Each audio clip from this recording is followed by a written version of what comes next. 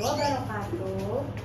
Perkenalkan, saya Ramadita Putri Utami, guru IPA di SMP Negeri 6 Tamban, Kabupaten Barito Kuala, Provinsi Kalimantan Selatan. Bersama dengan Ibu Putri, kita akan belajar mengenai bab struktur dan fungsi tubuh makhluk hidup, tepatnya subbab sistem pencernaan. Mari disimak penjelasan Ibu.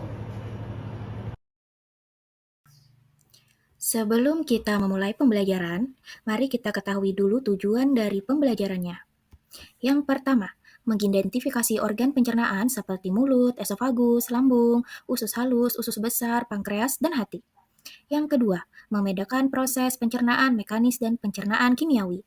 Yang ketiga, mendeskripsikan tahapan makanan di dalam tubuh dari mulut sampai ke rektum. Mari perhatikan persepsi berikut. Jika setiap siswa diberikan 2 buah kue, lalu dia memasukkan kue ke dalam mulut dan mengunyah. Lalu yang kedua, dia memasukkan kue baru ke dalam mulut dan didiamkan selama 2 menit. Bagaimana proses awal siswa mengunyah hingga akhir? Untuk mengetahui jawabannya, mari kita bahas. Sebelum itu, apa kalian tahu? Rata-rata seseorang menghasilkan sekitar 1 hingga 1,5 liter air liur per hari. Mari kita bahas. Apa itu sistem pencernaan? Sistem pencernaan adalah suatu proses ketika makanan yang kalian makan dipecah hingga menjadi nutrisi-nutrisi yang kecil. Pencernaan dibagi menjadi 2, yaitu pencernaan secara kimiawi dan pencernaan secara mekanik. Pencernaan secara kimiawi adalah pengolahan makanan yang dibantu oleh suatu zat kimia yang disebut enzim. Sementara pencernaan mekanik adalah proses pemecahan makanan menjadi bentuk yang lebih kecil. Lalu, apa sajakah organ-organ dalam sistem pencernaan? Yang pertama adalah mulut. Di dalam mulut terjadi proses pencernaan secara mekanik dan secara kimiawi.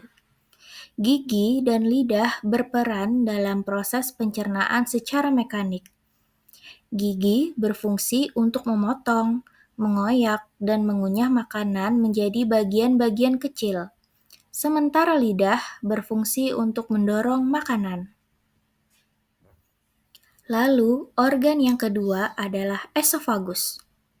Makanan akan masuk ke dalam esofagus, yaitu saluran berotot yang menghubungkan antara mulut dengan lambung. Di dalam esofagus terdapat lendir yang membantu melicinkan makanan. Dengan adanya gerakan otot esofagus yang disebut gerakan peristaltis, makanan akan didorong masuk ke dalam lambung. Bisa kalian perhatikan gambar di samping. Lalu organ berikutnya adalah lambung. Setelah makanan masuk ke lambung, terjadilah pencernaan secara mekanik dan kimiawi.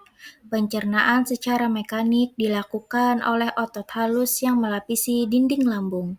Sedangkan pencernaan secara kimiawi dibantu oleh cairan pencernaan. Makanan yang telah dicerna disimpan sekitar 2 jam atau lebih di dalam lambung. Pada saat berada dalam lambung, bentuk makanan kalian berupa cairan kental.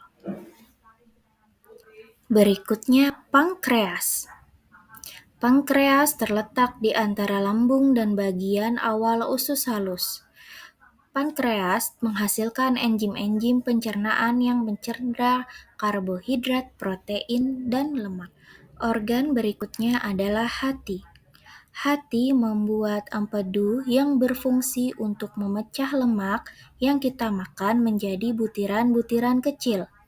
Setelah dibuat, empedu akan disimpan di dalam kantung empedu dan dikeluarkan ketika makanan mencapai usus halus. Lalu sampailah makanan ke usus halus. Di tempat inilah terjadi proses pencernaan kimiawi paling lama di antara organ-organ pencernaan lainnya. Ketika sampai ke dalam usus halus, makanan kembali dicerna secara kimiawi. Setelah pencernaan kimiawi selesai, molekul nutrien siap untuk diserap tubuh. Struktur bagian dalam usus berupa lipatan-lipatan kecil seperti jari yang disebut villi. Villi berguna untuk memperluas area penyerapan. Yang terakhir, makanan sampai pada usus besar.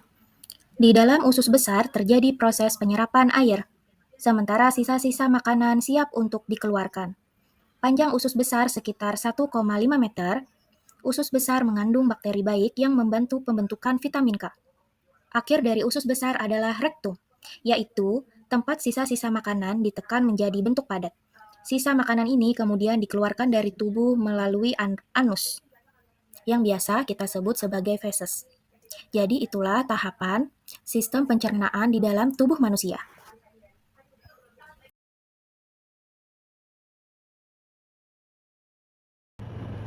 Nah, demikian penjelasan dan pemaparan dari Ibu. Semoga bermanfaat dan dapat dipahami. Mungkin itu saja yang dapat Ibu sampaikan. Salah hilap Ibu mohon maaf. Wassalamualaikum warahmatullahi wabarakatuh.